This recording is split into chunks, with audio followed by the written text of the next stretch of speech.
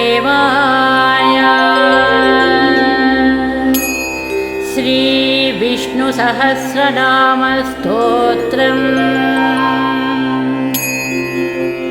शुक्लाम्बरधरं विष्णुं शशिवर्णं चतुर्भुजं प्रसन्नवदनं ध्यायेत् सर्वविघ्नोपशान्तये।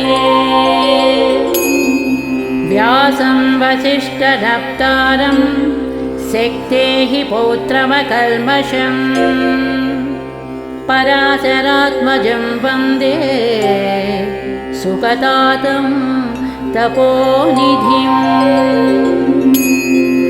यस्य द्विरदवक्त्राद्याः पारिषद्याः परस्म्यतं विघ्नं निघ्नन्ति सततं विश्वक्सेनं तमाश्रये। व्यासाय विष्णुरूपाय व्यासरूपाय विष्णवे नमो वै ब्रह्मनिधये वासिष्ठाय नमो नमः। अविकाराय शुद्धाय नित्याय परमात्मने सदैकरूपरूपाय विष्णवे सर्वजिष्णवे। यस्य स्मरणमात्रेण जन्मसंसारबन्धनात् विमुच्यते नमस्तस्मै विष्णवे प्रभविष्णवे। ॐ नमो विष्णवे प्रभविष्णवे। सच्चिदानन्दरूपाय कृष्णय क्लिष्टकारिणे नमो वेदान्तवेद्याय गुरवे बुद्धिसाक्षिणे। कृष्णद्वैपायनं व्यासं सर्वलोकहिते रतं वेदाब्जभास्करं वन्दे समाधिनिलयं मुनिः।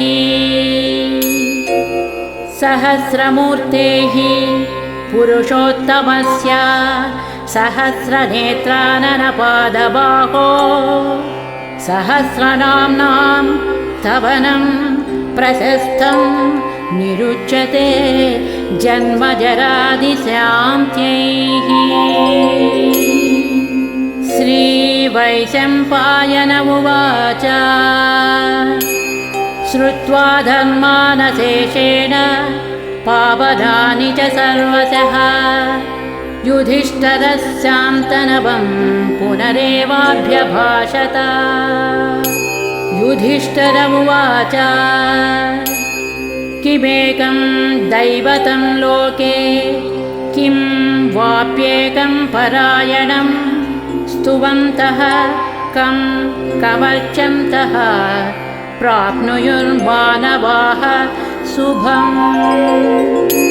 को धर्मः सर्वधर्माणां भवतः परमो मतः किं जपन् मुच्यते जन्तुर्जन्म संसार बन्धनात्। श्रीभीष्म उवाच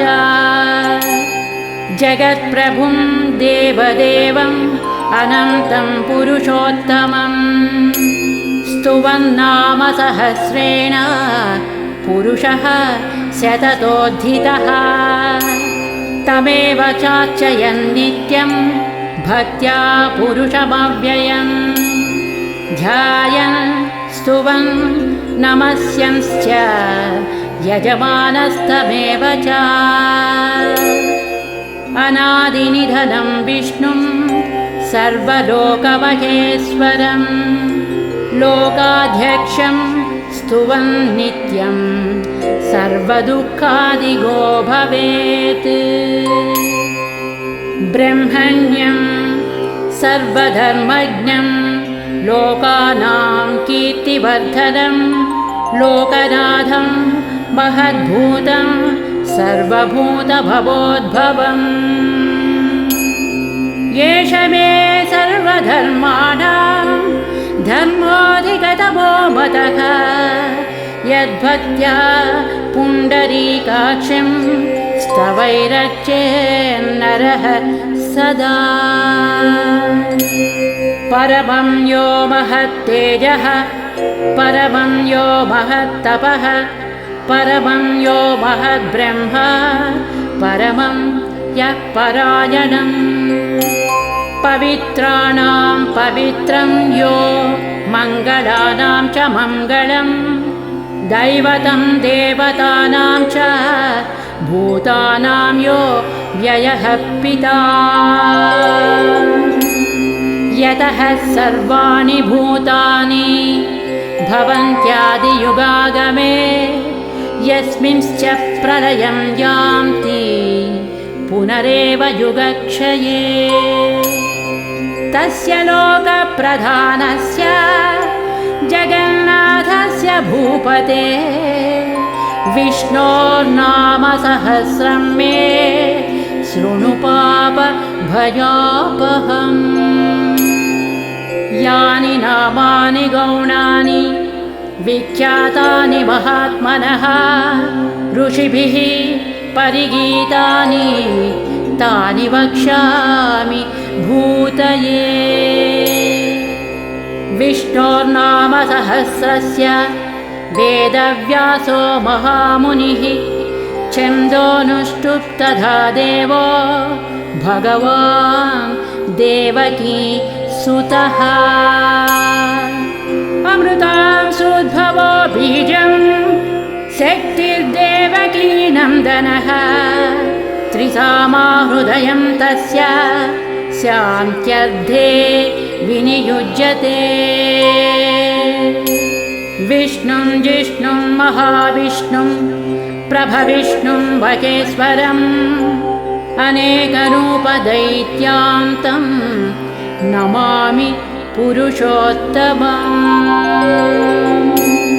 न्यासः अस्य श्रीविष्णोर्दिव्यसहस्रनामस्तोत्र महामन्त्रस्य श्रीवेदव्यासो भगवान् ऋषिः अनुष्टुप् छन्दः।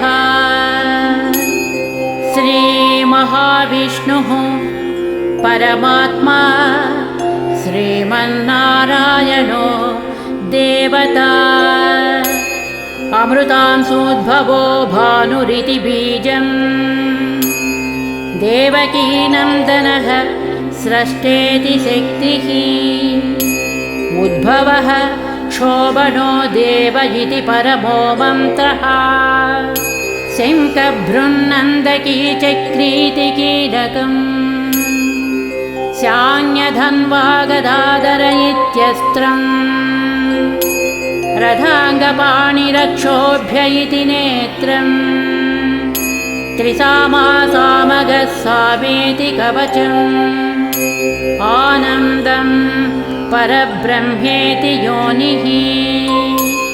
ऋतुः सुदर्शनः काल इति दिग्बन्धः श्रीविश्वरूप इति ध्यानम्। श्रीमहाविष्णुप्रीत्यर्थे श्रीसहस्रनामजपे विनियोगः। ध्यानम् क्षीरोधन्वत्प्रदेशे शुचिमणिविरसत्सैकते मौक्तिकानां मालाक्षुप्तासनस्थः स्फटिकमणिनिभैः मौक्तिकैर्मण्डिताङ्गः। शुभ्रैरभ्रैरदभ्रैरुपरि विरचितैर्मुक्तपीयूषवर्षैः आनन्दीनः पुनीया दरिनलिनगदा शङ्खपाणिर्मुकुन्दः। भूः पादौ यस्य नाभिर्वियदसुरनिलश्चन्द्रसूर्यौ च नेत्रे कर्णावासाः शिरोज्योर्मुखमपि दहनो यस्य वास्तेयमब्धिः।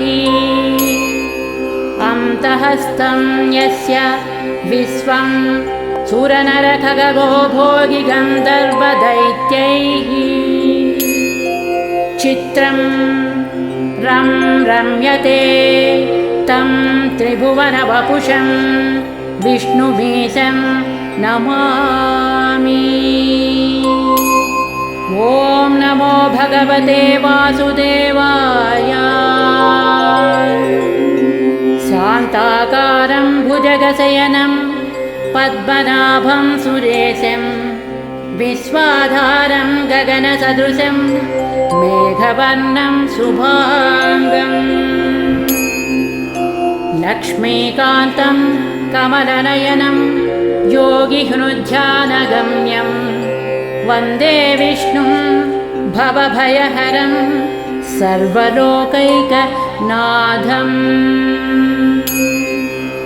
मेघश्यामं पीतकौसेयवासं श्रीवत्साङ्गं कौस्तुभोद्भासिताङ्गं पुण्योपेतं पुण्डरीकायताक्षं विष्णुं वन्दे सर्वलोकैकनाथम्।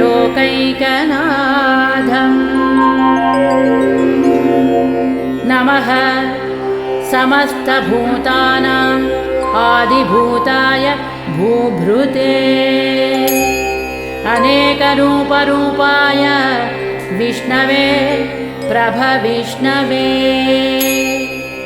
सशङ्खचक्रं सकिरीटकुण्डलं सपीतवस्त्रं सरसीरुहेक्षणं सहारवक्षस्थलशोभिकौस्तुभं नमामि विष्णुं शिरसा चतुर्भुजम्। छायायां पारिजातस्य हेमसिंहासनोपरि आसीनमम्बुधस्यामभायताक्षमलं कृतं चन्द्राननं चतुर्बाहुं श्रीवत्साङ्कितवक्षसं रुक्मिणी सत्यभामाभ्यां सहितं कृष्णमाश्रये। इति उत्तरपीठिका समाप्तः। स्तोत्रं हरिः ॐ।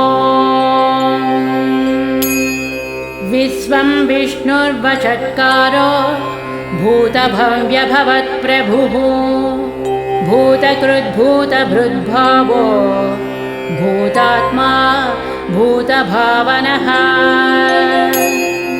भूतात्मा परमात्मा च मुक्तानां परमागतिः अव्ययः पुरुषः साक्षी क्षेत्रज्ञोऽक्षर एव च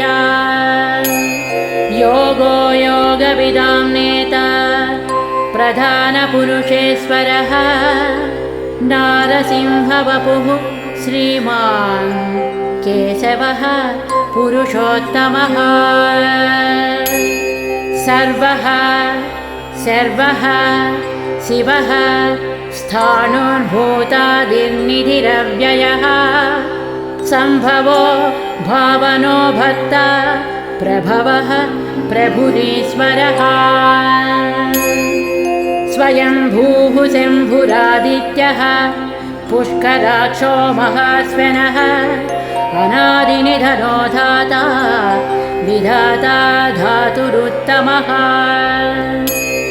अप्रमेयो ऋषिकेशः पद्मनाभो अमरप्रभुः विश्वकर्मा मनुः स्वस्था स्थविष्टः स्थविरो ध्रुवः अग्राह्यः शाश्वतः कृष्णो लोहिताक्षः प्रतर्धनः प्रभूतस्त्रिककुब्धाम पवित्रं मङ्गलं परम् ईशानः प्राणदः प्राणो ज्येष्ठः श्रेष्ठः प्रजापतिः हिरण्यगर्भो भूगर्भो माधवो मधुसूदनः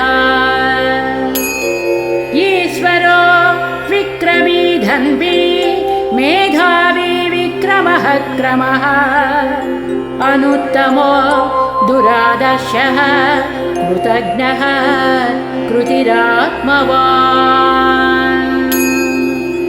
सुरेशः शरणं शर्म विश्वरेताः प्रजाभवः अहः संवत्सरो व्याळः प्रत्ययः सर्वदर्शनः अजः सर्वेश्वरः सिद्धः सिद्धिः सर्वादिरच्युतः वृषा कपिरमेयात्मा सर्वयोगविनिस्मृतः वसुर्वसुमनः सत्यः समात्मा संमितः समः अमोघः पुण्डरीकाक्षो वृषकर्मा वृषाकृतिः रुद्रो बहुशिरा बभ्रुर्विश्वयोनिः शुचिस्रवाः अमृतः शाश्वतः स्थाणुः वरारोः महातपाः सर्वगः सर्वविद्वानुर्विश्वक्सेनो जनार्दनः वेदो वेदविदव्यङ्गो वेदाङ्गो वेदवित्कविः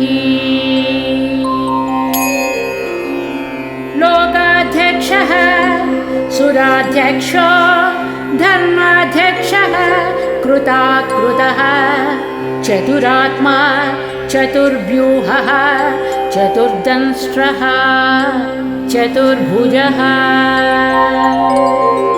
भ्राजिष्णुर्भोजनं भोक्ता सहिष्णुः जगदादिजः अनघो विजयो जेता विस्मयोनिः पुनर्वसुः भूपेन्द्रो वामरः प्रांशु अमोघः शुचिरोज्जितः अतीन्द्रः संग्रहः सर्गो धृतात्मा नियमो यमः वेद्यो वैद्यः सदा योगी वीरः माधवो मधुः अतीन्द्रियो महामायो महोत्साहो महाबलः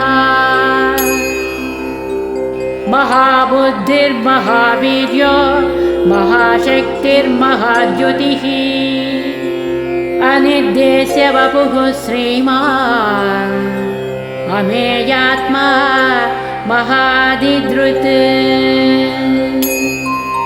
महेश्वानो महीभक्त श्रीनिवासः सतां गतिः अनिरुद्धः सुरानन्दो गोविन्दो गोविदाम्पतिः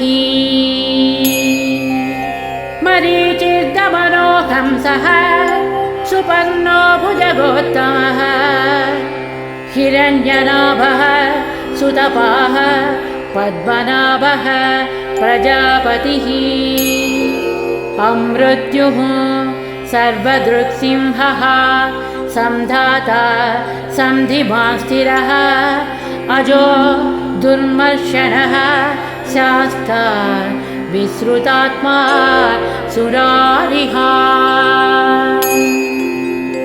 गुरुर्गुरुतमो धामः सत्यः सत्यपराक्रमः निमिषो निमिषः स्रग्वी वाचस्पति रुदारधी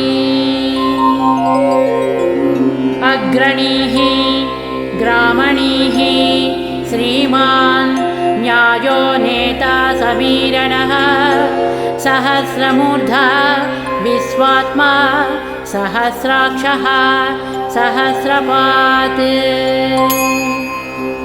आवर्तनो निवृत्तात्मा संवृतः संप्रमर्दनः अहः संवर्तको वह्निः अनिलो धरणीधरः सुप्रसादः प्रसन्नात्मा विश्वदृग्विश्वभुग्विभुः सत्कर्ता सत्कृतः साधुः जह्नुर्नारायणो नरः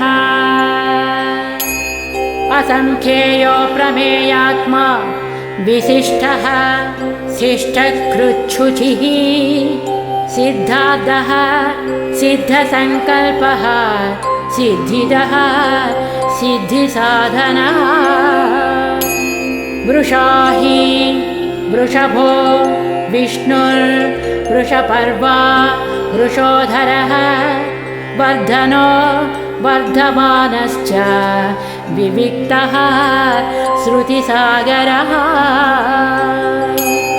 सुभुजो दुर्धरो वाङ्मी महेन्द्रो वसुधो वसुः नैकरूपो बृहद्रूपः सिपिविष्टः प्रकाशनः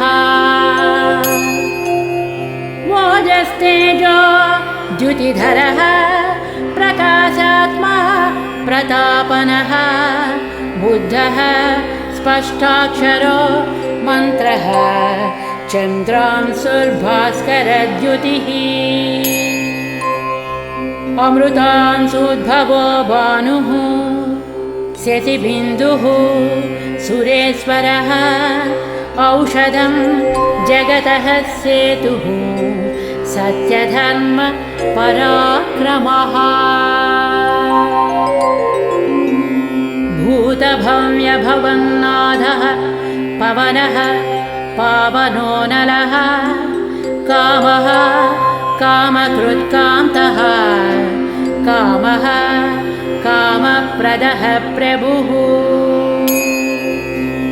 युगाधिकृद्युगावर्तो नैकमायो महासनः अदृश्यो व्यक्तरूपश्च सहस्रजित् अनन्तजित् शिष्टो विशिष्टः शिष्टेष्टः शिखण्डी नहुषो वृषः क्रोधः क्रोधकृत्कर्ता विश्वबाहुः महीधरः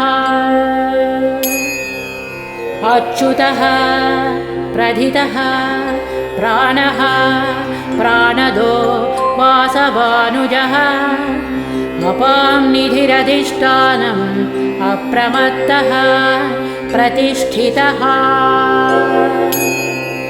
स्कन्दः स्कन्दधरो दुर्यो वरदो वायुवाहनः वासुदेवो बृहद्भानुः आदिदेवः पुरन्दरः अशोकस्तारणस्तारः शूरः सौरिजनेश्वरः अनुकूलः शतावर्तः पद्मी पद्मनिवेक्षणः पद्मनाभो अरविन्दाक्षः पद्मगर्भः शरीरभृत् महर्धिः रुद्धो वृद्धात्मा महाक्षो गरुडध्वजः अतुलः शरभो भीमः समयज्ञो हविर्हरिः सर्वलक्षणलक्षण्यो लक्ष्मीवान् समतिञ्जियः अक्षरो रोहितो मार्गो हेतुर्दामोदरः सः महीधरो महाभागो वेगवान् अमिताशनः उद्भवः क्षोभनो देवः श्रीगर्भः परमेश्वरः करणं कारणं कर्ता विकर्ता गहनो गुहः व्यवसायो व्यवस्थानः संस्थानः स्थानदो ध्रुवः परधिः परमस्पष्टः तुष्टः पुष्टः सुभेक्षणः रामो विरामो विरजो मार्गो नेयो नयो नयः वीरः शक्तिमतां श्रेष्ठो धर्मो धर्मविदुत्तमः वैकुण्ठः पुरुषः प्राणः प्राणदः प्रणवः पृथुः हिरण्यगर्भः शत्रुभ्यो व्याप्तो वायुरधोक्षजः ऋतुः सुदर्शनः कालः परमेष्टि परिग्रहः उग्रः संवत्सरो दक्षो विश्रामो विश्वदक्षिणः विस्तारः स्थावरः स्थाणुः प्रमाणं बीजमव्ययम् अर्धोऽनर्धो महाकोशो महाभोगो महाधनः अनिर्विण्णः स्थविष्ठो भूः धर्मयूपो महामकः नक्षत्रनेमि नक्षत्री क्षमः क्षामः समीहनः यज्ञयुज्यो महेज्यस्य क्रतुः सत्रं सतां गतिः सर्वदर्शी विमुक्तात्मा सर्वज्ञो ज्ञानमुत्तमम् सुव्रतः सुमुखः सूक्ष्मः सुघोषः सुखदः सुहृत् मनोहरो जितक्रोधो वीरबाहुर्विदारणः स्वापनः स्ववसो व्यापी नैकात्मा नैककर्मकृत् वश्चरो वश्चलो वश्ची रत्नगर्भो धनेश्वरः धर्मकृद्धर्मी सदसक्षरमक्षरम् अविज्ञाता सहस्रांशुः विधाता कृतलक्षणः गभस्तिनेमिः सत्त्वस्थः सिंहो भूतमहेश्वरः आदिदेवो महादेवो देवेशो देवभृद्गुरुः उत्तरो गोपतिर्गोप्ता ज्ञानगम्यः पुरातनः शरीरभूतभृद्भोक्ता कपीन्द्रो भूरिदक्षिणः सोमपोऽमृतपः सोमः पुरुषोत्तमः विनयोजयः सत्यसन्धो दास्यार्हः सात्वतां पतिः जीवो विनयिता साक्षी मुकुन्दोमितविक्रमः अम्बोनिधिः अनन्तात्मा महोदधिशयोऽन्तकः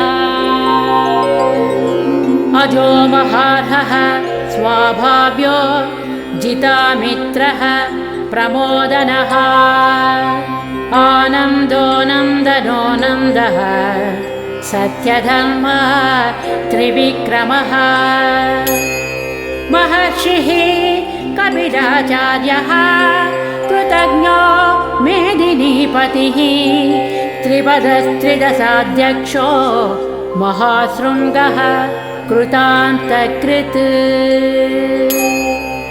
महावराहो गोविन्दः सुषेणः कनकाङ्गदी गुह्यो गभीरो गहनो गुप्तश्चक्रगदाधरः वेदाः स्वाङ्गोजितः कृष्णो दृढः सङ्कर्षणोच्युतः वरुणो वारुणो वृक्षः पुष्कराक्षो महामनाः भगवान् सामगः नन्दी वनमाली हलायुधः आदित्यो ज्योतिरादित्यः सहिष्णुः गतिसत्तमः सुधन्वा खण्डपरशुः दारुणो द्रविणप्रदः दिवक्स्पृक्सर्वदृग्व्यासो वाचस्पतिरयोनिजः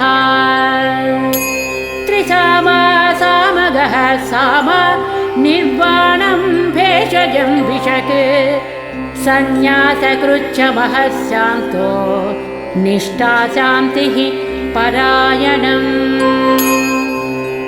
शुभाङ्गः शान्तिदः स्रष्टा कुमुदः कुवलेशयः गोहितो गोपतिर्गोप्ता वृषभाक्षो वृषप्रियः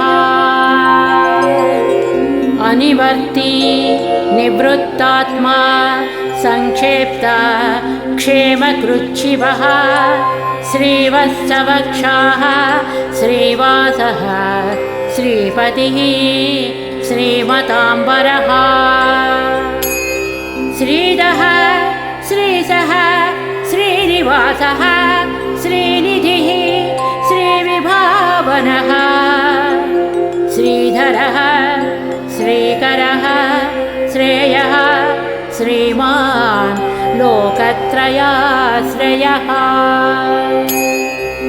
स्वक्षः स्वङ्गः शतानन्दो नन्दिर्ज्योतिर्गणेश्वरः विजितात्मा विधेयात्मा सत्कीर्तिर्छिन्नसंशयः उदीर्णः सर्वतच्चक्षुः अनीशः शाश्वतस्थिरः भूषयो भूषणो भूतिः विशोकः शोकनाशनः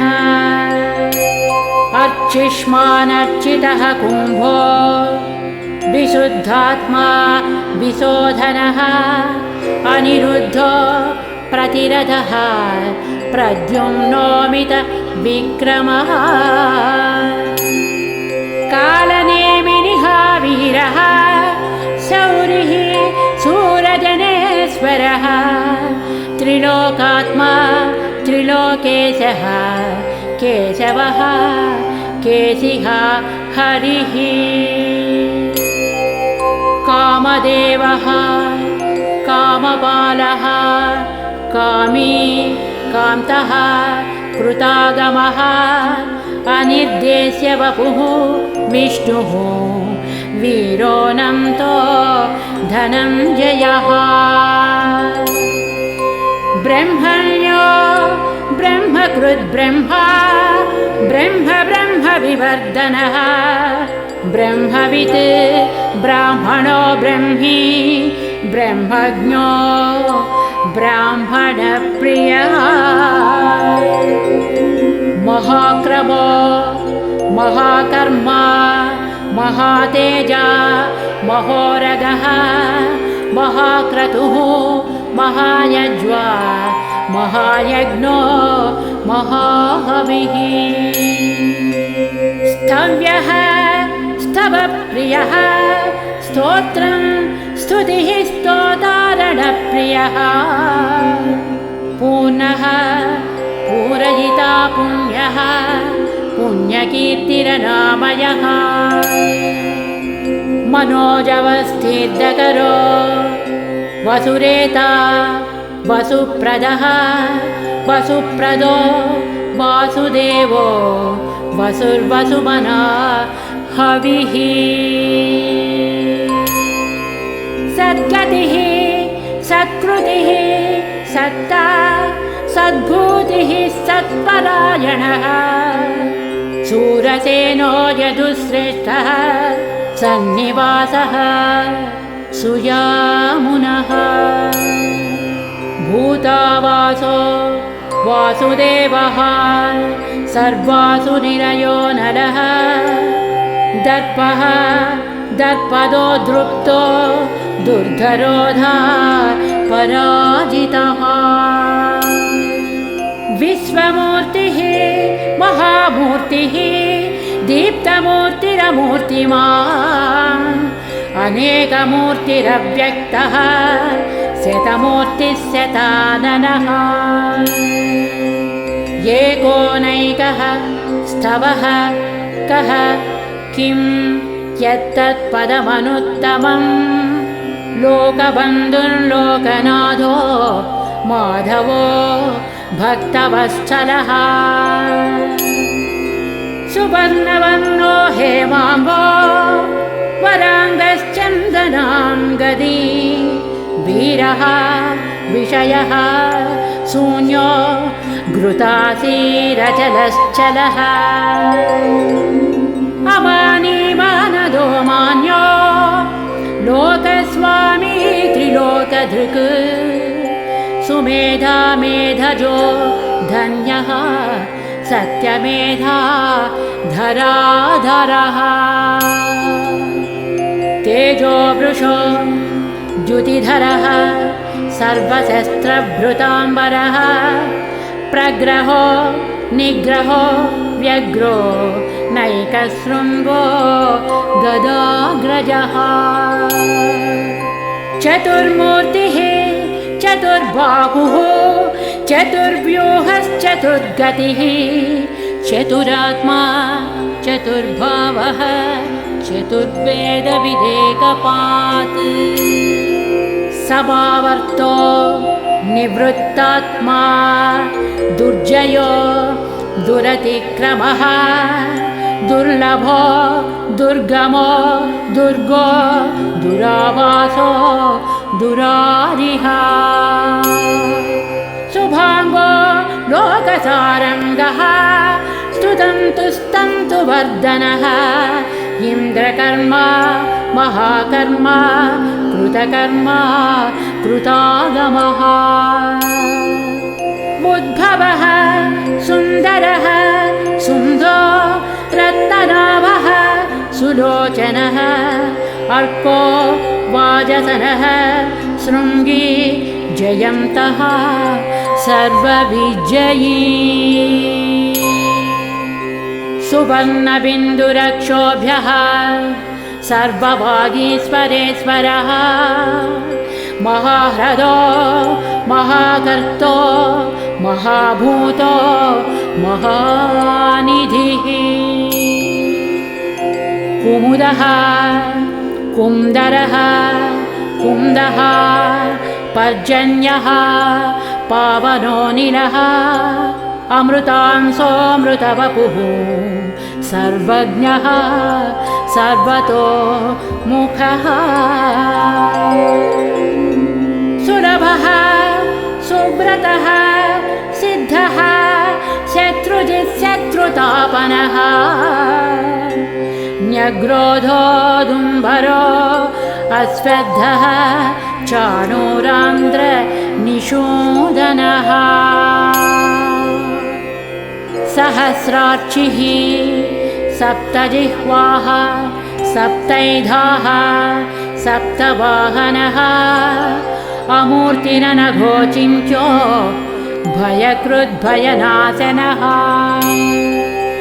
अणुर्बृहत्कृशः स्थूलो गुणभृन्निर्गुणो महान् अधृतः स्वधृतः स्वास्यः प्राग्वंशो वंशवर्धनः भारभृत्कथितो योगी योगीशः सर्वकामदः आश्रमः श्रमणः क्षामः सुपर्णो वायुवाहनः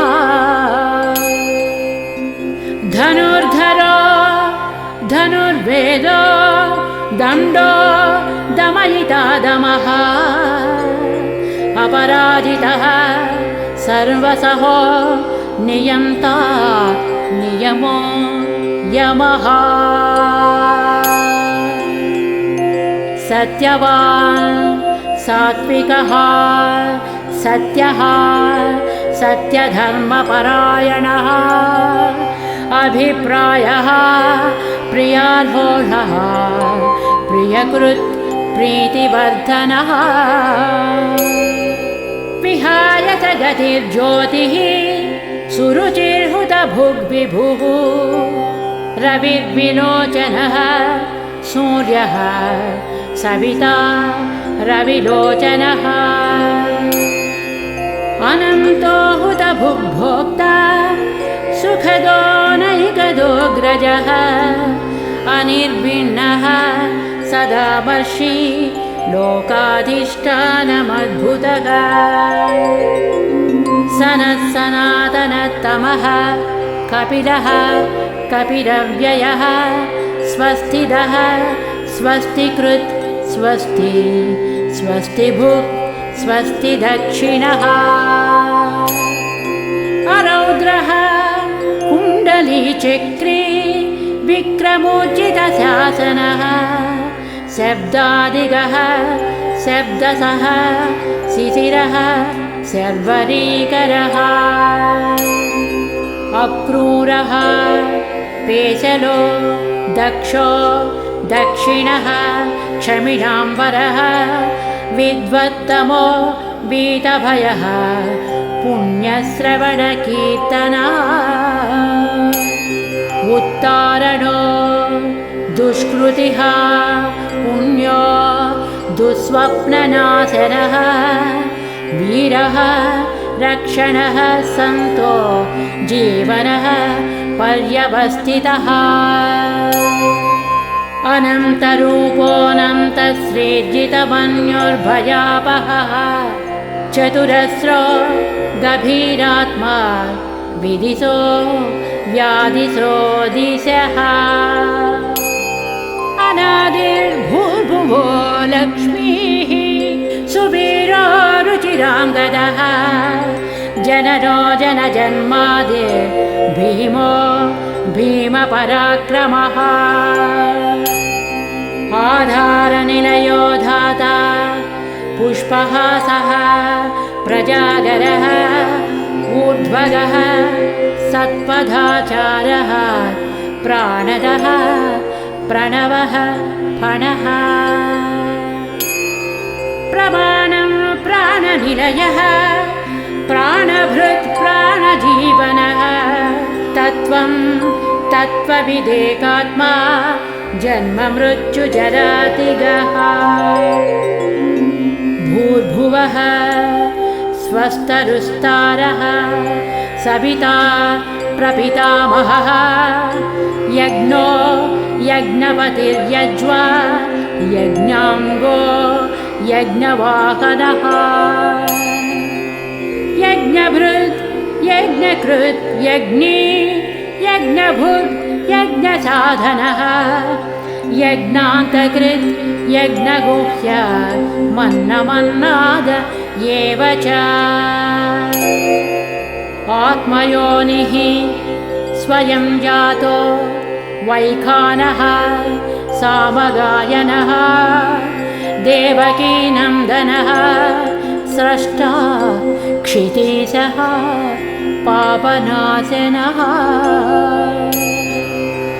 शङ्खभृन्नन्दकी चक्री शान्यधन्वा गदाधरः रथाङ्गपाणिरक्ष्योभ्यः सर्वप्रहरणायुधः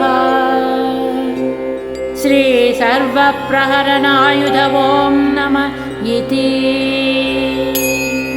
वनमाली गदी सारङ्गी शङ्खी चक्री च नन्दकी श्रीमान् नारायणो विष्णुः वासुदेवोऽभिरक्षतु श्रीवासुदेवोऽभिरक्षतो नमः इति फलश्रुतिः इतीदं कीर्तनीयस्य केशवस्य महात्मनः नाम्नां सहस्रं दिव्यानाम् अशेषेण प्रकीर्तितम् य इदं शृणुयान्नित्यं यच्चापि परिकीर्तयेत् नाशुभं प्राप्नुयात् किञ्चित् सोमुद्रेक च मानवः। वेदान्तगो ब्राह्मणः स्यात् क्षत्रियो विजयी भवेत् वैश्यो धनसमृद्धः स्यात् शूद्रः सुखमवाप्नुयात् धर्मार्थी प्राप्नुयात् धर्मः अर्थार्थी च अर्थमाप्नुयात् कामानवाप्नुयात् कामी प्रजार्थी चाप्नुयात् प्रजाम्। भक्तिमान्यः शतोत्थाय शुचिसद्गतमानसः सहस्रं वासुदेवस्य नाम्नामेतत् प्रकीर्तयेत्। यशः प्राप्नोति विपुलं याति प्राधान्यमेव च अचलां श्रियमाप्नोति श्रेयः प्राप्नोत्यनुत्तमम्। न भयं क्वचिदाप्नोति वीर्यं तेजश्च विन्दति भवत्यरोगोद्युतिमान् बलरूपगुणान्वितः। रोगात्तो मुच्यते रोगात् बद्धो मुच्येत बन्धनात् भयान्मुच्येत भीतस्तु मुच्येतापन्नमापदः।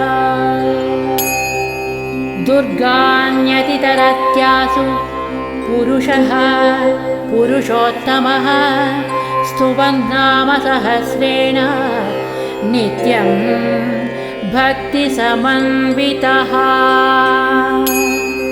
वासुदेवाश्रयो मर्त्यो वासुदेवपरायणः सर्वपापविशुद्धात्मा याति ब्रह्म सनातनम्। न वासुदेवभक्तानाम् अशुभं विद्यते क्वचित् जन्म मृत्युजरा व्याधिभयं नैवोपजायते। इमं स्तवमधीयानः श्रद्धा भक्तिसमन्वितः युज्येतात्मसुखक्षान्ति श्रीधृतिस्मृतिकीर्तिभिः। न क्रोधो न च माश्चर्यं न लोभो नाशुभामतिः भवन्ति कृतपुण्यानां भक्तानां पुरुषोत्तमे। द्यौः सच्चन्द्रार्कनक्षत्रा खं दिशो भूर्महो दधिः वासुदेवस्य वीर्येण विधृतानि महात्मनः। ससुरासुरगन्धर्वं जगद्वशे वर्ततेदं कृष्णस्य सचराचरम्। इन्द्रियाणि मनोबुद्धिः सत्त्वं तेजो बलं धृतिः वासुदेवात्मकान्याहुः क्षेत्रं क्षेत्रज्ञ एव च। सर्वागमानामाचारः प्रथमं परिकल्पते आचारप्रभवो धर्मो धर्मस्य प्रभुरच्युतः। ऋषयः पितरो देवा महाभूतानि धातवः जङ्गमाजङ्गमं चेदं जगन्नारायणोद्भवम्। योगो ज्ञानं तथा साङ्ख्यं विद्याः शिल्पादिकर्म च वेदाः शास्त्राणि विज्ञानमेतत् सर्वं जनार्दनात्। एको विष्णुर्महद्भूतं पृथग्भूतान्यनेकशः त्रीन् लोकान् व्याप्य भूतात्मा भुङ्क्ते विश्वभुगव्ययः। इमं स्तवं भगवतो विष्णोर्व्यासेन कीर्तितं पठेद्य इच्छेत् पुरुषः श्रेयः प्राप्तुं सुखानि च। विश्वेश्वरमजं देवं जगतः प्रभुमव्ययं भजन्ति ये पुष्कराक्षं न ते यान्ति पराभवम्। न ते यान्ति पराभवो नमः इति। अर्जुनोवाच पद्मपत्रविशालाक्ष पद्मनाभसुरोत्तमा भक्तानामनुरक्तानां त्राता भवजनार्दना। श्रीभगवानुवाच यो मां नाम सहस्रेण स्तोतुमिच्छति पाण्डव सोऽहमेकेन श्लोकेन स्तुत एव न संशयः। स्तुत एव न संशयः ॐ नमः इति। व्यास उवाच वासनाद्वासुदेवस्य वासितं भुवनत्रयं सर्वभूतनिवासोऽसि वासुदेव नमोऽस्तु ते। श्रीवासुदेव नमोऽस्तु ॐ नमः इति। पार्वत्युवाच केनोपायेन लघुना विष्णोर्नाम सहस्रकं पठ्यते पण्डितैर्नित्यं श्रोतुमिच्छाम्यहं प्रभो। ईश्वर उवाच श्रीराम राम रामेति रमे रामे मनोरमे सहस्रनाम तत्तुल्यं रामनाम वरानने। श्रीरामनाम वरानन ॐ नमः इति। ब्रह्मोवाच नमोऽस्त्वनन्ताय सहस्रमूर्तये सहस्रपादाक्षि शिरोरुबाहवे सहस्रनाम्ने पुरुषाय शाश्वते सहस्रकोटि युगधारिणे नमः। सहस्रकोटि युगधारिण ॐ नमः इति। संजय उवाच यत्र योगीश्वरः कृष्णो यत्र पार्थो धनुर्धरः तत्र श्रीर्विजयो भूति ध्रुवा नीतिर्मतिर्मम। श्रीभगवानुवाच